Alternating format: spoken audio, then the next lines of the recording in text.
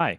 Today we're going to talk about forces that act at a distance, and we're specifically going to talk about gravity. Okay. So you also are going to want to watch the space time simulator video, which is a recap of a lab that we did on the last day that you guys were in class. So that's going to show you a lot of the ideas that we're going to be talking about here in a more visual, physical sense. And this is going to be kind of like a hypothetical, theoretical sense. Okay. So let's say we have an object, right? Any old object at all will do. So let's just say that this circle is a planet. Okay. So let's just call this, or any object really that has mass, right? So any object that has mass, okay, is going to be influencing the space around it, right? And if you look at that space time video, you can hear a little bit about how Newton thought about this and how Einstein thought about this. And we're going to kind of visualize the Einstein idea of a field, okay? So we're actually going to be specifically talking about fields, which are a way of showing, they show the strength of whatever the force is. Of forces that can't or that don't touch. Okay. Showing the strength of forces that don't touch. Okay. And I know that's written very lovely and wow, amazing. I have the handwriting of a second grader, but you know what? That's fine. We're going to deal with it. So we're talking about fields specifically today. So a field is kind of like a way that we visualize what's happening in these situations. Okay. So let's actually open a new page here and I'm going to put my mass back in the center. Okay. Here's my mass. Now, here's what we basically say. A field is just kind of a way to envision vectors, right? Y'all know what vectors are. Vectors are like these arrows like this, right? They indicate a magnitude and a direction. The size of the arrow indicates the magnitude, right? And then also they point in a specific direction. So with gravity specifically, so let's make sure that we make a note of this. This is specifically for how gravity works. Okay. And this idea kind of comes from Einstein's idea that all, Newton's idea originally that all objects with mass are pulling on all of our objects with mass. And then Einstein took it one step further and said, okay, well, all objects are pulling each other, but actually, I think every individual object affects the area around it. And here's kind of how. So if you look at that space-time simulator video, you'll see that we've got like that fabric, that spandex fabric, and we put objects in it. And when they go in, they pull down the fabric, right? And the more massive objects pull it down more, they have a greater impact. That basically shows how the field works. The steeper the slope of the fabric, the stronger the field, right? So that actually also implies the same idea here with these fields that we're going to draw. So I'm going to try and just draw you what this kind of looks like. So we envision the field as like this collection of arrows around the object, right, from all directions. And the bigger the arrows, the stronger the influence of the object. So a mass is going to have the strongest influence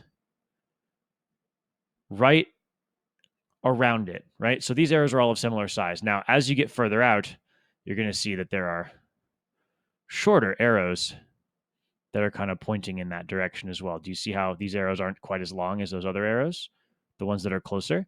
So the farther away you get, the less impact, right?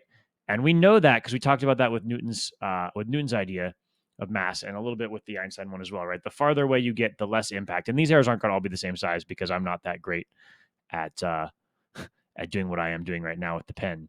But you get the idea, right? So there's this field of influence, and that's what this field of arrows represents. Okay, kind of the strength of the object's pull. So if you are a random object, let's say we put an object here, right? We'll call it number two. Object number two is not going to feel object number one as much as, say, object number three would, right? Because the distance that they are apart shows that object number one is having a greater impact. Now, also, as soon as you put another object in the field, that object's field is going to start coming into play as well, right? So we're going to look at that a little bit here in a second, but let's just think about it like this. Now, what's going on in this empty space that you're looking at here? What's going on here, right? Well, there's probably also an influence there as well, right? And that's kind of where this on paper model kind of fails, right? Because you should have infinitely many of these arrows. You should have infinitely many of these arrows, like filling in all the space. But you don't because I can't draw that many of them, right? So, but that's kind of how you can see it. And if you look at my space-time simulator example with the fabric, you actually can see that the fabric of space-time warps all around the object, right? So even in all these spaces, there's still that influence, right? Okay, so that's gravity. Let's take a look at a couple of objects, right? So if you've got, let's say, object number one, and it's a lot bigger than object number two, right? So let's just say that the size of them shows their mass, right? The field around number one, and let's only use a few arrows here because, you know, you don't want to watch me draw arrows for 8 minutes when you could watch me draw arrows for half that time, right? So let's say the field around number one is like this, right? That's the immediate field around it. And the immediate field around number two is like this. Which one's bigger? And you're already telling me, well, it's the field around number one, right? Which one's having a greater impact, right? So the thing is, right, these fields are going to start interacting with each other. So maybe let's change colors real quick. Let's make number two's arrows green, right? And let's only focus on the ones that are near to object number one, right?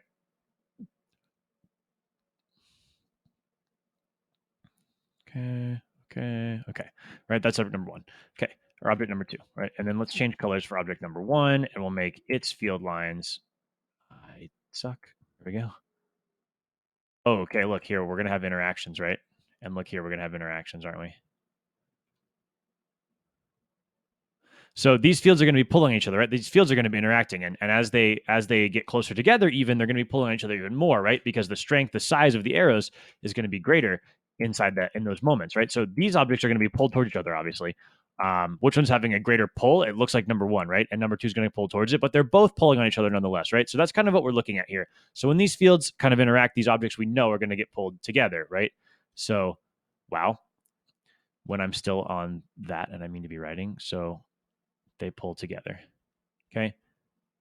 They pull together. And this is true of all objects in gravitational situations, right? Anything with a gravitational field, anything with mass pulling anything else with mass. And we know that the things that affect gravitational pull, right? The two things that affect it are going to be the mass of the objects and the distance between them, right? And remember, we talked about this a little bit in the video. And if you go back and watch that space-time video, you'll see. So hopefully this kind of helps you to see kind of the idea of how this works. And we're going to be doing a simulation on our computers that is going to kind of show you how these interactions work in real time, okay, with objects in space. We're not going to be dealing with objects on Earth because it acts a little bit differently. So we're going to be dealing with just the idea in space, okay? Thanks for watching. See you next time.